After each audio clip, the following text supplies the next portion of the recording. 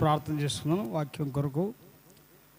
ప్రేమగల మా తండ్రి, పరిశుద్ధుడు ఒక తండ్రి, పరలోకపు దేవా, నీకు స్తోత్రము చెల్లిస్తున్నాం.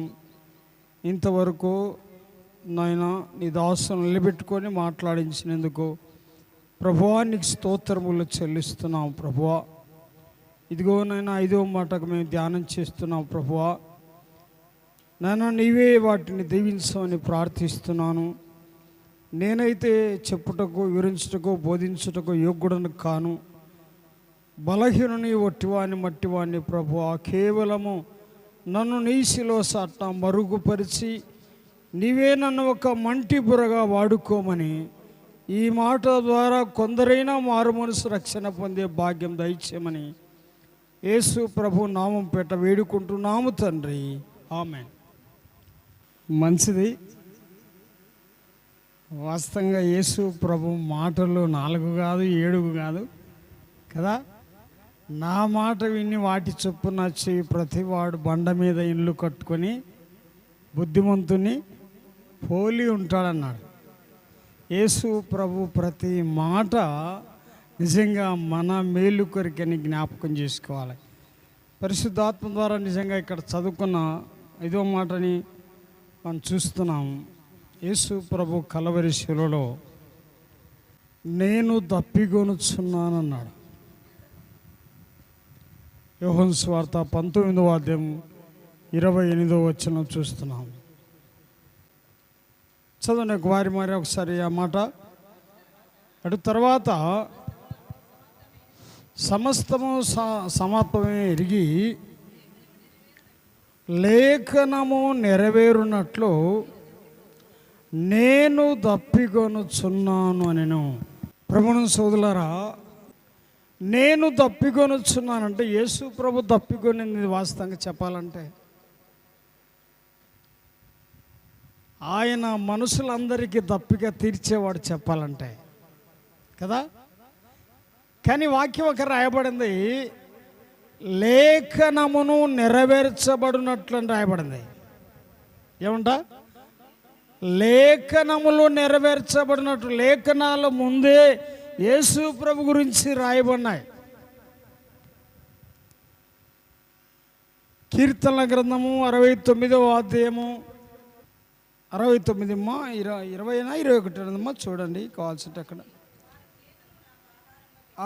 వారి చేతును నాకు ఆహారముగా పెట్టిరి, నాకు దప్పికైనప్పుడు ఆ చిరకను తాగనిచ్చిరి అని రాయబడింది. ఇది లేఖనం ముందు యేసు ప్రభు గురించి రాయబడింది చెప్పాలంటే. నేను దప్పికొనుచున్నానని యేసు ప్రభు అడిగినప్పుడు వారు ఏమిచ్చారంట? చేదు తిరగను ఇచ్చిరి అని రాయబడింది. ఏమిచ్చారు? ఆయన నోటికి తగిలించిరని రాయబడింది. వాటిని పుచ్చుకున్నాడని రాయబడింది. లేఖనము నెరవేరబడినట్లు అని రాయబడింది. లేఖనము నెరవేరబడినట్లు అని యేసుప్రభు చెప్తున్నాడు అక్కడ. వాస్తవంగా యేసుప్రభు ఒకసారి గెస్తపని తోటలో ఉన్నప్పుడు ఆయన పట్టుకోవడానికి వచ్చినప్పుడు కత్తులు, గుండ్రగొడ్డెన్లు, గొర్రెకలు, మారణాయుధాలన్నీ తీసుకొని వచ్చారు.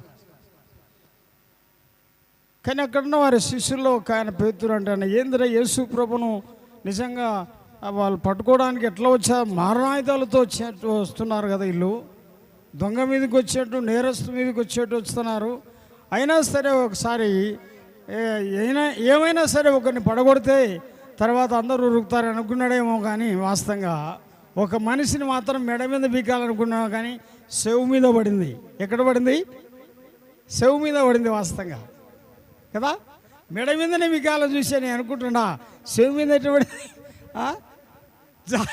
వాస్తవంగా జారిపోయింది. ఒకసారి మేము కాశీపురంలో ప్రెసిడెంట్గా అయినప్పుడు నామినేషన్ చేసేప్పుడు వాస్తవంగా మేమంతా నామినేషన్ చేస్తే పాక్షినప్పుడు చింగనపల్లిలో మేము చేసినాక వాళ్ళు మాకు ఆపోజిట్ వాళ్ళు వచ్చారు. వాళ్ళు ఆపోజిట్ బయటకు వస్తారని వాళ్ళు ఏం చేశారు, మా వాళ్ళు ఏం చేశారంటే, మా వాళ్ళు చాలా మంది ఉన్నారు అక్కడ. వాళ్ళు బయటకు ఎవరినైనా ఒకరిని పీకాలని చెప్పి ఒకరిని పీకినా ఇక్కడ చెప్పాలని అందరూ ఉరుకుతున్నారు, ఎవరు నిలవలే చెప్పాలంటే. అట్లాగే పేతురు కూడా ఏం చేశా అంటే నిజంగా మెడ మీద పీకాలను చూశాను కానీ చెవి మీద పడింది. యేసు ప్రభు వాక్యం రాబడింది, ఆ చెవు తీసుకొని ఆ మనిషిని ముట్టి బాగు చేసినని రాయబడింది. యేసు ప్రభు అన్నాడు పేతురుతో, నీ కత్తి నీ ఒరలో ఉంచుకొనము, కత్తి పట్టిన వాడు కత్తితోనే నశిస్తాడు. నేను వచ్చింది ఇందుకొరకు కాదు, లేఖనము నెరవేర్చబడినట్లు అన్నాడు యేసు ప్రభు. నేను వచ్చింది ఇందుకొరకు, నేను వేడుకుంటే నా తండ్రి 12 సమూహముల సైన్యం నా కొరకు పంపగలడు కానీ నేను వచ్చింది ఇందుకొరకు కాదు. ఈ రక్షణ, పేతురు రక్షణ యేసు ప్రభుకు అవసరం అండి. చెప్పాలంటే లేఖనము నెరవేర్చబడినట్టు నేను తప్పికొనుచున్నానన్నాడు. నేను వాస్తవంగా యేసు ప్రభే నిజంగా దేవుడే మనుషులకు నిజంగా తప్పిగా తీర్చేవాడు. వాస్తవంగా చెప్పాలంటే సంఖ్యాకాండం 20:11 రాబడింది, వారు నిజంగా అరణ్యములో వారికి నీరు లేదన్నప్పుడు బాధపడుతున్నప్పుడు బండను కొట్టగా మోసే బండలో నుంచి నీళ్లు ఉబికాయని రాయబడింది. చదువుతారా మాట? వారికి నిజంగా దప్పిగా అక్కడ అరణ్యంలో వారికి నీళ్లు లేవు చెప్పాలంటే, కానీ దేవుని వాక్యం రాయబడింది, ఆయన బండను కొట్టగా బండలో నుంచి ఏమిచ్చాడు? నీరిచ్చాడని రాయబడింది.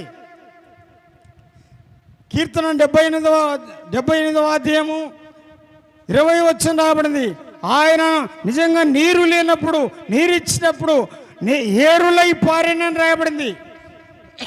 చదువుతారా ఒక వాక్యం అన్న మీరు? 78వ అధ్యాయం చూడండి, 20 ఆయన బండను కొట్టగా నీరు ఉబికెను, నీళ్లు కాలువలై పారిని రాయబడింది. వాస్తవంగా చెప్పాలంటే ఆనాడు ఇశ్రాయేలుకు ఆయనే తప్పిక తీర్చా. చెప్పాలంటే వాక్యంలో రాబడే గ్రంథము 55వ అధ్యాయము, దప్పికొను వాళ్ళారా నీళ్ళ ఎద్దకు రండి అన్న ఎస్ఐ గ్రంథం రాయబడింది 55వ అధ్యాయము, దప్పికొను వాళ్ళారా. చదువుతానమాట, నీళ్ళ ఎద్దకు రండి. ఎవరి ఎద్దకు రావాలంట? నీళ్ళు ఇచ్చేవాడు ఆయనండి. వాస్తవంగా దప్పికి తీర్చేవాడు ఆయనే చెప్పాలంటే. కానీ ఎందుకు ఆయన దప్పికొనుచున్నా అన్నాడు? నేను ఆ దప్పిక తీర్చడానికి యేసు ప్రభు కలవరిశిలో నేను దప్పికొనుచున్నానన్నాడు. ఈ మాటలో అర్థం చాలా గొప్పదండి. వాస్తవంగా ఈ మాటలో ఉన్న అర్థం చాలా గొప్పది. నిజంగా ఆయన శిలువలో తప్పికొన్నాడంటే ఎవరి కొరకు తప్పికొన్నాడు? నీ కొరకు తప్పికొన్నాడు, నా కొరకు తప్పిగా కొన్నాడు. తెలుసా ఈ మాటలో ఉన్న అర్థము? పాపంలో చనిపోతే అగ్నిగుండము, అగ్ని ఆరదు, పురుగు చావదు. లూకా సువార్త 16వ అధ్యాయం 24 ఒక మనిషి అంటున్నాడు, పాపంలో చనిపోయినప్పుడు అబ్రహమా నా నాలుకను చల్లార్చు, లాజరును పంపు, నా నాలుకను చల్లార్చు, వేలుకొనుతో లాజరును పంపు అంటున్నాడు. మనిషికి దప్పిక. పాపంలో చనిపోతే నిజంగా పాతాళం ఉంది కనుక, అగ్నిగుండం ఉంది కనుక ఎప్పుడు దప్పిక ఆ దప్పిక తీర్చడానికి యేసు ప్రభు నీ కొరకు నా కొరకు సిలువలో నేను తప్పికొనుచున్నానన్నాడండి. ఈ మధ్యాహ్నం వల్ల నేను అనుకుంటా, రాత్రి నేను కొన్ని గంటలు వాక్యం ధ్యానం చేస్తున్నప్పుడు లేక ప్రార్థన చేస్తున్నప్పుడు నా కళ్ళకు నీళ్ళు వస్తున్నాయి. ప్రభువా నా కొరకు కలవరిశిలో తప్పికొనుచున్నావా నాయనా? అవునండి, ఈ సమయాన్ని ఈ మాటలు జ్ఞాపకం చేసుకున్నాము. నేను యేసు ప్రభు నమ్మినాను, రక్షణ పొందినాను, నాకు దప్పిక వాస్తవంగా తీరింది. యేసు ప్రభు నమ్మలేదో, ఈ కుడికలో ఎవరు మారు మనసు పొందలేదో, నిజంగా నీకు దప్పిక తీరదు. వాస్తవంగా మానవునికి లోకంలో పాపంలో దప్పిక తీరదండి. మానవునికి తృప్తి లేదు. తృప్తి ఉందా? ఒక మనిషి ధనవంతుడు నిజంగా అన్ని పండినాయి, లేక ధనము కూర్చుకున్నాడు, కానీ ఏమంటున్నాడు? తినుము తాగుము సుఖించుము. అనేక సంవత్సరములు కొన్నప్పుడు దేవుడు అన్నాడు, ఓరి ఎరివాడా, ఈ రాత్రి నీ ప్రాణం అడుగుచున్నారు. నీవన్నీ ఎవనివి? మానవునికి తృప్తి లేదండి. వాస్తవంగా తృప్తి లేదు. వాస్తవంగా తృప్తి కలిగించడానికి యేసు ప్రభు నీ కొరకు నా కొరకు నేను దప్పికొనుచున్నానన్నాడు. దప్పిక ఆయన ఎందుకు దప్పికొంటున్నాడు? నీ దప్పిక తీర్చేవాడు ఆయన. వాస్తవంగా అబ్రహాము హాగరును తీసుకొని వెళ్ళాడు అరణ్యానికి. మన ఇంటూ ఆమె కొడుకు మన ఇంటూ ఉండడానికి వీల్లేదని సారమ్మ చెప్పినప్పుడు అరణ్యంలో విడిచిపెట్టొచ్చాడు. నీళ్ళ తిత్తిని తీసుకొని వెళ్ళాడు. 21వ అధ్యాయం 14, 15, 16 వచ్చి రాయబడింది. కానీ అక్కడ నీళ్ళ తిత్తిలో నీళ్లు అయిపోయింది. అరణ్యంలో ఉన్నారు. అగరు కొడుకు ఏడుస్తున్నారు. పిల్లవాడిని పొదలో పడబెట్టింది, ఏడుస్తుంది. కానీ అరణ్యంలో ఎవరు వినేవారు ఎవరు లేరు. నమ్ముకున్నవాడు నీళ్ళ తిత్తి తీసుకొచ్చాడు. నీళ్ళు అయిపోయినాయి. తర్వాత అండి ఆమె ఏడ్చుతుంది. ఆ పిల్లవాడు కూడా ఏడుస్తున్నప్పుడు దేవుడితో వచ్చింది, అగరు నీకేమి వచ్చినది? ఆది కాండం 21వ అధ్యాయం 16, 17 వచ్చిన మాట్లాడబడింది. ఇదిగో నీ కొడుకు, నీ కుమారుని, మా పిల్లవాని మొర దేవుడు విన్నాడు. ఆ పిల్లవాడిని చేత పట్టుకున్నప్పుడు అక్కడ రాయబడింది, ఆమె కళ్ళు తెరవబడినాక అక్కడ ఊట ఉందని రాయబడింది. ఏముంది అక్కడ? ఊట. వాస్తవంగా ఊట అయిపోయేది కాదు. ఊట అయిపోయేది ఆ పిల్లవాడు తాగొచ్చు, బ్రతికిన ఆమె కూడా. నిజంగా మానవుడు నిజంగా అబ్రహాము నీళ్ళ తిత్తి తీసుకొచ్చాడు, కానీ నీళ్ళైతే అయిపోయినాయి కదా, దప్పిక లేదు. కానీ దేవుడు తీర్చే దప్పిక ఎలాంటిదంటే, ఊట ఉంది చూడనప్పుడు ఊట ఆగిపోయేది కాదండి. ఊట ఆగిపోయేది కాదు. ఈ సమయాన్ని మాటలు జ్ఞాపకం చేసుకున్నాం. యేసు ప్రభు నీ నా దప్పిక తీర్చడానికే ఆయన అన్నాడు, ఎవరు నా యందు విశ్వాసం ఉంచాడో వాని కడుపులో నుండి జీవ జలనదులు పారునన్నాడు. నిజంగా నీ నా దప్పిక తీర్చడానికి యేసు ప్రభు కలవరిలో నేను దప్పికొనుచున్నానన్నాడు. యోహాను సువార్త 4వ అధ్యాయము 7వ వచనంలో సుకారాని గ్రామానికి వచ్చినప్పుడు, అమ్మ నాకు దాహమే అన్నాడు యేసు ప్రభు సమరయునితో. ఈదులకును సమరయులకును సాంగత్యం లేదా నన్ను ఎందుకు నువ్వు అడుగుచున్నావని అడిగింది. కానీ అమ్మ నిన్ను అడుగుచున్న వాడెవడో నీకు తెలిసి ఉంటే అర్థమవుతుంది అన్నాడు. ఒకవేళ ఆయన అడిగితే ఆయన నీకు జీవజలం ఇస్తాడన్నప్పుడు, అయ్యా ఇంత లోతైన బావి ఎట్లా నాకు నీళ్ళు ఇస్తావు నువ్వు? యేసు ప్రభు అన్నాడు సమరయిస్తా, అమ్మా ఈ నీళ్లు త్రాగువాడు మరలా తప్పికుంటాడు, నేనిచ్చు నీళ్లు తాగువాడు ఎన్నడూను తప్పికొను. ఆ దప్పిక తీర్చడానికి అండి యేసు ప్రభు దాహమని ఎందుకు అడిగాడు ఆ స్త్రీని? యోహాను సువార్త 4వ అధ్యాయం 7వ వచనంలో మాట్లాడబడింది. ఆమెను దాహం అన్నాడు. వాస్తవంగా ఆయనకు దాహమైంది ఆయనకు ఆయన అలసట పొంది నేను రాబడింది. ఎవరి కోసం అలసట పొందాడు యేసు ప్రభు? వాస్తవంగా సుకార్ అనే గ్రామంలో ఆ స్త్రీ ఆ మధ్యాహ్నం వేళ 12 గంటల వేళకు నీళ్లు చేదుకోవడానికి వస్తుందని ఆయనకు తెలుసు. వాస్తవంగా నిజంగా ఆయన దగ్గర ఉన్న శిష్యులు కూడా ఊళ్ళోకి వెళ్ళారు చెప్పడానికి. ఆయనకు ఆకలిగా ఉన్నాడని ఆహారం తీసుకోవడానికి సమరస్త్రీ వచ్చింది. అక్కడ చాలా సంభాషణ జరిగింది వారిద్దరికి చెప్పాలంటే. అమ్మా ఈ నీళ్లు త్రాగువాడు మరలా దప్పికొంటాడు, నేనిచ్చు నీళ్లు త్రాగువాడు ఎన్నడూను దప్పిగా కొనడు. అయ్యా అట్టయితే నేను ఇంత దూరం ఎందుకు రావాలా? ఆ నీళ్ళేదో నాకు పోయమంటే యేసు ప్రభు అన్నాడు, నీ పెనిమిటిని తీసుకురా పోస్తా అన్నాడు. ఏమన్నాడు చూడండి, యోహాను సువార్త 4వ అధ్యాయం 13వ వచనం, నీ పెనిమిటి తీసుకురా పోస్తా అంటే, అయ్యా నాకు పెనిమిటి లేడు. ఆయన అన్నాడు, ఇప్పుడు ఉన్నవాడు కూడా నీ పెరిమిటి కాడు. అప్పుడు అనింది ఆ స్త్రీ, నీవు సత్యమే ఏమన్నాడు? ఆమె చెప్పింది కదా, నీవు సత్యమే చెప్పితివి. నిజంగా ఇట్లా చెప్పేవారు మాకెవరు లేరు. సత్యమే చెప్పితివయ్యా నువ్వు నిజంగా అని చెప్పి వాస్తవంగా చెప్పాలండి. యేసు ప్రభు మాటలు వినింది ఆమె దప్పిక తెరిపింది. ఆమె పాపము జీవితంలో ఉన్నది. ఆ పాపాన్ని గురించి యేసు ప్రభు చెప్పాడు. ఆ దాహం తీరింది చెప్పాలండి. ఆమెకు వాస్తవంగా తీరింది. అక్కడ రాయబడింది యోహాను సువార్త 4వ అధ్యాయం 28వ వచనంలో. అక్కడ నిజంగా ఆ స్త్రీ ఆ కుండను విడిచింది. ఎందుకంటే ఇట్లా చెప్పిన వాళ్ళు ఎవరు లేరు. చెప్పాలంటే ఆమె నిందంట ఒక మాట ముందు వచ్చిన రాయబడింది, అయ్యా మెస్సీయ వచ్చి చెప్తాడు, క్రీస్తు వచ్చే ఈ విధంగా చెప్తాడని మాకు తెలుసు చెప్పినారంటే, ఆయనైతే మా గురించి చెప్పేవాడంటే ఆయన అంట, ఆ మెస్సీయను నేనే, ఆ క్రీస్తును నేనే అన్నప్పుడు ఆ స్త్రీ, ఇక నా జీవితానికి చాలు,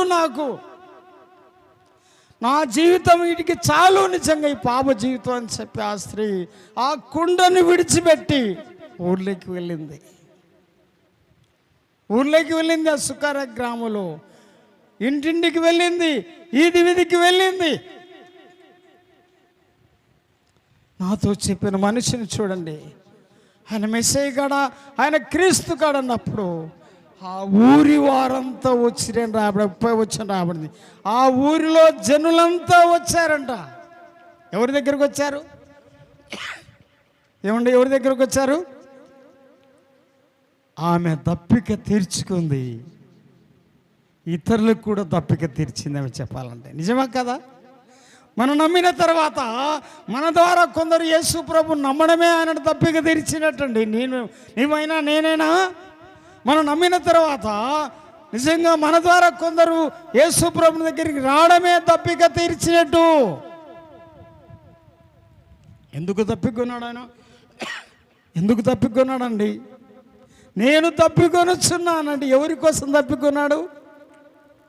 ఎవరి కోసం అండి? ఒకసారి జ్ఞాపకం చేసుకున్నాము. ఇంకా మారుమూర్చి మొదలు వారు ఉన్నారు. వాస్తవంగా వాక్యంలో రాబడి లూకాసు వార్త 23:27 వచ్చిన రాబడింది. ఎవరి కోసం అంటే ఆయన ఎవరి కోసం శిలువ మోస్తున్నాడు? ఎవరి కోసం కొరడా దెబ్బలు తింటున్నాడు? శిలువ మోస్తున్నప్పుడు నిజంగా ఎవరి కోసం అన్నప్పుడు అక్కడ రాయబడింది, యెరూషలేము కుమార్తెలు ఏడ్చి రొమ్ము కొట్టుకున్నప్పుడు ఆయన అన్నాడంట, వారి వైపు చూసి, అమరారా నా కోసం వేడవక్కండి, మీకోసము. ఎవరి కోసం అంట?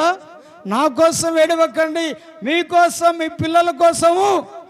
ఈ శిలువ మరణం నా కోసం కాదు, ఈ కరోనా దెబ్బలు నా కోసం కాదు, ఈ ఉమ్ము వేయించుకుంటే నా కోసం కాదు, మీరు మీ పిల్లలు నరకానికి పోకుండా ఉండాలని చెప్పి నేను ఈ శిలువ మోస్తున్నాను. ఎవరి కోసం అంటండి? ఎవరి కోసం అంట? ఎవరి కోసం అండి? మన కోసం రాబడింది. హెబ్రీయులకు రాసిన పత్రిక 2వ అధ్యాయం 9వ వచనం రాబడింది, ఆయన ప్రతి మనిషిని కొరకు దేవుని కృపలను ప్రతి మనిషిని కొరకు మరణం అనుభవించాడు శిలువలో రాయబడింది. ఎవరి కోసం అంట? చదువుతారా మాట చూడండి, కావాల్సిందే.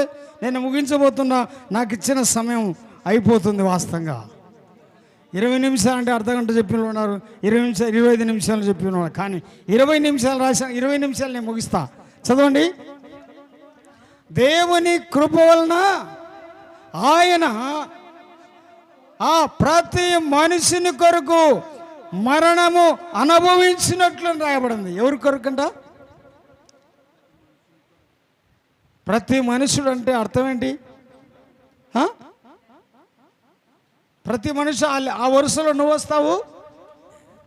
అమ్మా నిజంగా యేసు ప్రభుని ఇప్పుడన్నా ఇంకా నమ్మలేదా? మారు మనసు పొందావా? మారు మనసుకు పొందకుండా ఉన్నావా? ఎవరి కోసం నిజంగా ఆయన కలవరిశిలో దప్పుకున్నాడు? ఎవరి కోసం అండి? నీ కోసం, నా కోసం. నేను తప్పికొని వచ్చినా అంటే నిజంగా ఎవరి కోసం తప్పికొన్నాడు ఆయన? 1 పేతురు రాసిన పత్రిక 2:24 వచ్చిన ఆవిడ, మనకు స్వస్థత కలుగుటకు ఆయన గాయపరచబడినది. ఎవరి కొరకు గాయపరచమన్నాడు ఆయన యేసు ప్రభు?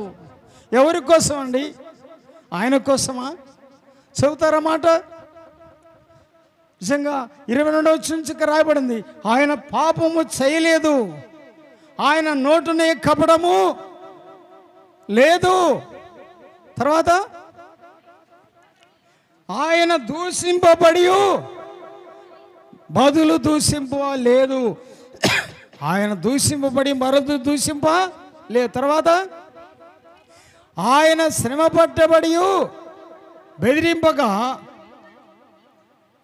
న్యాయముగా తీర్పు తీర్చు దేవునికి తన్ను తాను అప్పగించుకున్న తర్వాత మనము మన పాపముల విషయమై చనిపోయి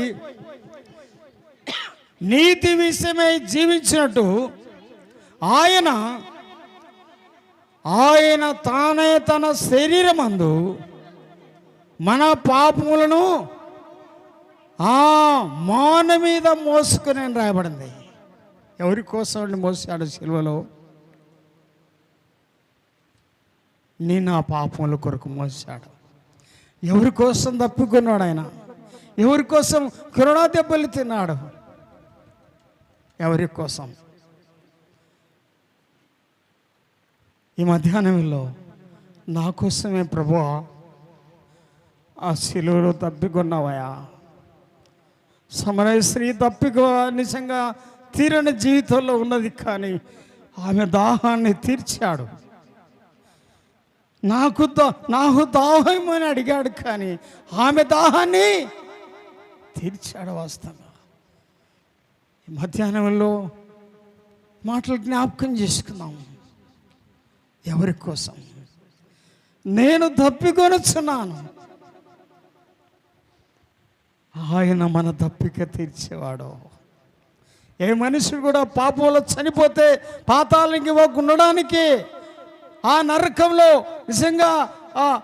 నిజంగా చనిపోకుండడానికి యేసు ప్రభు నీ కొరకు నా కొరకు దప్పికొన్నాను. నేను దప్పికొనుచున్నాను. యేసు ప్రభు నమ్ముకోకుండా చనిపోతే నిజంగా పాతాళంలో దప్పిక. అది ఎప్పుడు దప్పిక అనాల్సిందండి. అగ్ని ఆరదు, పురుగు చావదు. ఈ మధ్యాహ్నంలో మాటలు జ్ఞాపకం చేసుకున్నాం. ఎవరి కోసం ఆయన శిలువలో మరణించాడు? ఎవరి కోసం ఆయన నిజంగా తప్పికొనుచున్నా అన్నాడు? పరిశుద్ధాత్మ గారి మాటలు జ్ఞాపకం చేసుకున్నాం. మన మిత్రుడు జనన మొదటి మాటే కలవరిశలో ఈ ప్రపంచాన్ని తిప్పివేసిందండి. తండ్రి వీరేమి చేస్తున్నా వీరిని క్షమించమనే మాట ప్రపంచాన్ని తిప్పివేసింది. క్షమించమనే మాట ఎంత గొప్పది. వాస్తవంగా నేను తీసుకోలేదు, మళ్ళీ ఆయన మాట కాబట్టి. ఆస్ట్రేలియా నుంచి ఒక ఆయన ఒరిస్సాలో తండ్రి కొడుకును వాస్తవంగా తండ్రిని ఇద్దరు కొడుకులను పెట్రోల్ వచ్చి అంటు పెట్టే కారులో భార్య నిజంగా కేసు పెట్టమని అడిగితే భార్య అనేదంట, యేసు నన్ను క్షమించాడు, నేను కూడా చంపిన వాడిని క్షమిస్తున్నాను. మన ప్రవీణి ప్రగడాల ఆయన భార్య కూడా ఆ మాట అనింది, మా ఆయనను చంపారంటే మా ఆయన ఇతరులను క్షమించేవాడు, నేను కూడా యేసు ప్రభు క్షమించటం, నేను కూడా వారిని క్షమిస్తున్నానని చెప్పి మన ప్రవీణ్ భార్య ఆ మాట చెప్పేదంట. అవునండి, యేసు ప్రభు కలోస్ చేసిన ఆ శిలువ కార్యం ప్రపంచాన్ని తిప్పివేసింది.